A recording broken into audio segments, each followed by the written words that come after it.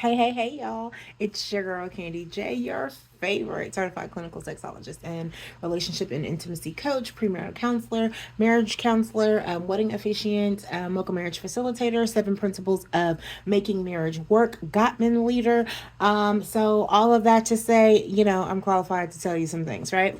And so, guys, I'm talking really quickly about infidelity, right? And so, let me say this.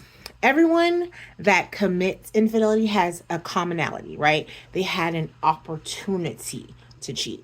Whether it was boredom, it was stress, it was some sort of sexual interest, culture, work environment, because they felt lonely in a relationship. They had an opportunity to cheat. Okay, so, but in your relationship, how did you define cheating? Was that a conversation?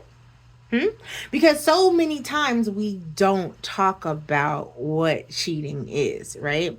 And so some people would say it's anything that's a hidden emotional thing or a sexual interaction, right? So if you didn't talk about Facebook posting and liking someone's Facebook posting, and you consider that cheating, that's on you, right? But if you didn't talk about having a sexual act with someone that's beside your partner, now, could that be on you? Unless you have an open relationship, most relationships are considered monogamous unless you've had that conversation where it's open, it's polygamy, whatever the case may be, right? So make sure that when you are entering these relationships that you have a discussion about infidelity, because infidelity, I'm sorry y'all, I'm at my office and my phone is ringing. Let me you know work never stops just because I'm on a video. But listen, so infidelity it is by definition anything that's emotional, sexual, or romantic behavior that you keep from hidden from your partner. Okay.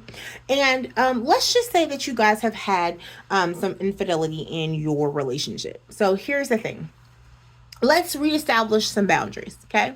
Okay.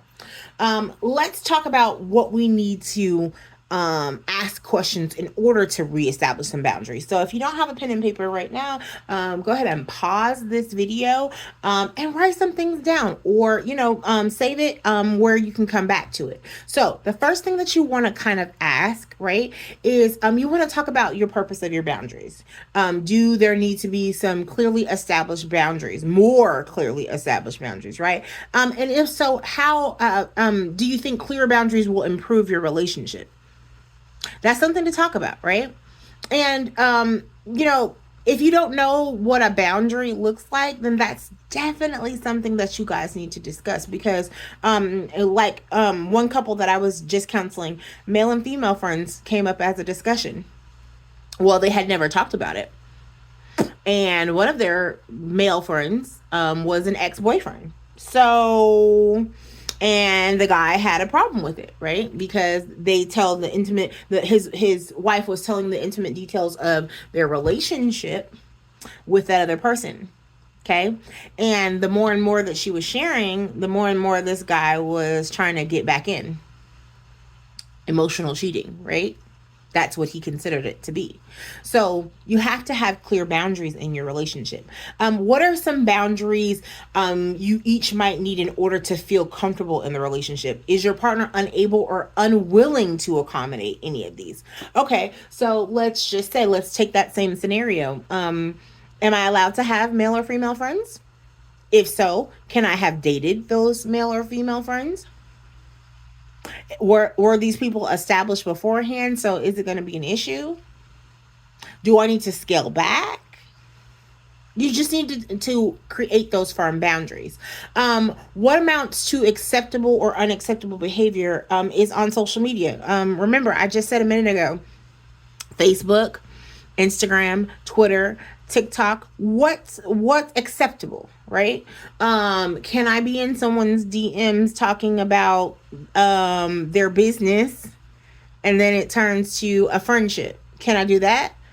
Liking someone's pictures, is that a problem? Having flirting on social media, is that an issue? Is that considered cheating? Meeting someone off of social media, is that considered cheating? These are all things that we need to establish as boundaries.